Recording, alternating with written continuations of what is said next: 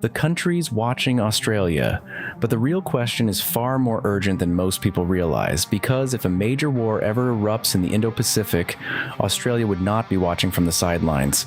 It would already be on the map, and the question becomes unavoidable: who is actually preparing to face Australia in a future conflict? The answer begins with one country: China. Thousands of kilometers to Australia's north, a military transformation is already underway at a scale the region has never seen before.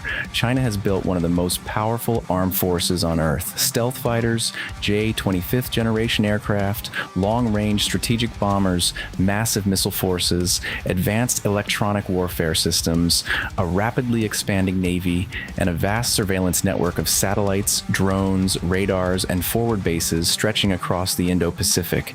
But the most important detail is this: Australia would not need to be invaded to be threatened. A future conflict would not begin over Australian cities. It would begin far away, across the South China Sea, around Taiwan, across the Western Pacific island chains, and through the air and sea routes that connect Australia to the wider world. And in that kind of war, distance stops being protection. It becomes delay, because China would not need to reach Australia to affect it.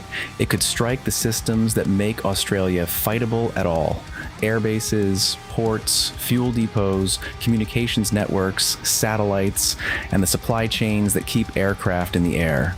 This is why the Royal Australian Air Force is changing. It is preparing for a future where survival depends on dispersal, speed, and reach, where aircraft may need to operate from multiple bases, refuel in the air, and survive in an environment where long-range missiles can be launched before fighters even reach the fight. But even that may not be the full picture, because China may not be the only major power shaping Australia's future battle space. The Russian factor. Russia remains one of the world's most experienced and globally active military powers. Its vast geography supports long-range aviation, strategic bombers, advanced cruise missiles, and sophisticated electronic warfare capabilities. And while its primary focus is Europe, its military reach is not confined to one region. Russian aircraft and naval forces have operated across global air and sea routes, including the Indo-Pacific. In a wider global crisis, Australia could find itself in a world where multiple theaters of conflict overlap. Imagine the pressure: a war in Europe, a crisis in the Pacific, strained global supply chains, overextended allied forces, and military planners forced to think in terms of a single global battle space rather than separate regional conflicts. This is the nightmare scenario: not one war, not one front, but several crises unfolding at once. And beyond that, the world's most important maritime trade routes. This is not a distant frontier anymore. It is the center of Australia's strategic reality. In a major conflict, Northern Australia could become one of the most important military regions on Earth. RAAF aircraft could be tasked with defending Australian territory, supporting Allied operations, tracking hostile movements across vast ocean distances, conducting long-range surveillance missions, and operating across thousands of kilometers of contested airspace. But Australia would not be alone in this environment, and that changes everything. The Taiwan question.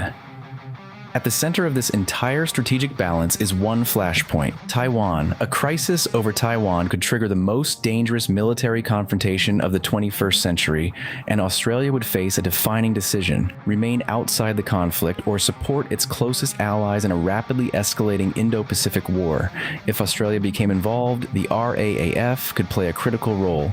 F-35s operating alongside Allied stealth fleets, Wedgetails coordinating complex air operations, Growlers disrupting enemy radar and communications, KC-30A tankers extending the reach of Allied air power, and Australian bases supporting operations across a vast regional battle space. But with greater importance comes greater risk, because in modern warfare, the most valuable assets are also the most vulnerable. So who is Australia really preparing for?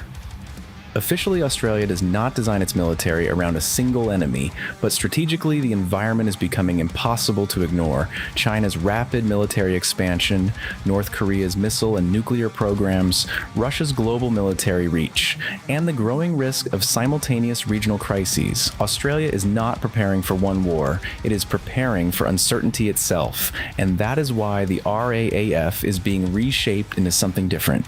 Not just an air force, but a long-range, networked, survivable system designed to operate across vast distances alongside powerful allies. Because in the next major conflict, Australia's strength will not be measured by how many aircraft it owns. It will be measured by how effectively it can connect to others and how long it can keep that connection alive under pressure. In the end, the decisive question is not whether Australia will face a major crisis. It is whether it will be ready when multiple crises arrive at once. Because in the Indo-Pacific of the future, the war may not start with Australia, but it may very well pass through it.